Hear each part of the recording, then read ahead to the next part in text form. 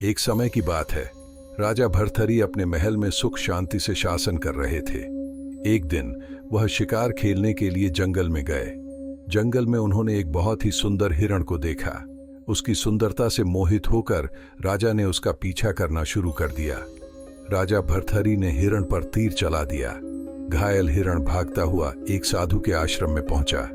वह साधु भक्ति में लीन बैठा था। हिरण जाकर साधु के चरणों में गिर गया। कुछ ही देर में राजा भी वहां पहुंच गए और साधु से बोले, यह हिरण मेरा है, इसे मुझे दे दो। साधु ने राजा से पूछा, तुम्हें इसे मारने का अधिकार किसने दिया? राजा ने गर्व से कहा, मैं इस राज्य का राजा हूं, मैं जिसे चाहूं मार सकता हूं। तुम कौन होते हो मुझे रोकने वाले? साधु ने गंभीर स्वर में कहा, क्या तुम इसे जीवित कर सकते हो? राजा ने उत्तर दिया, नहीं।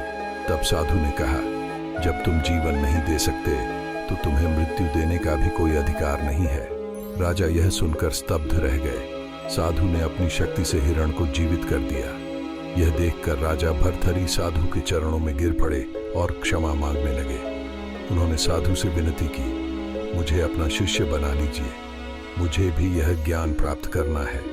साधु ने कहा, मेरा नाम गोरखनाथ है और मेरे गुरु मच्छिंद्रनाथ जी हैं, लेकिन शिष्य बनने से पहले तुम्हें अपने परिवार से अनुमति लेनी होगी, क्योंकि यह मार्ग कठिन है। राजा भर्तहरि अपनी रानी भानुमति के पास गए और उसे अपने संन्यास लेने के निर्णय के बारे में बताया। यह सुनकर भानुमति रोने लगी और उनके चरणों में गिर पड़ी। उसने कहा, अगर आपको संन्यास ही लेना था तो विवाह क्यों किया?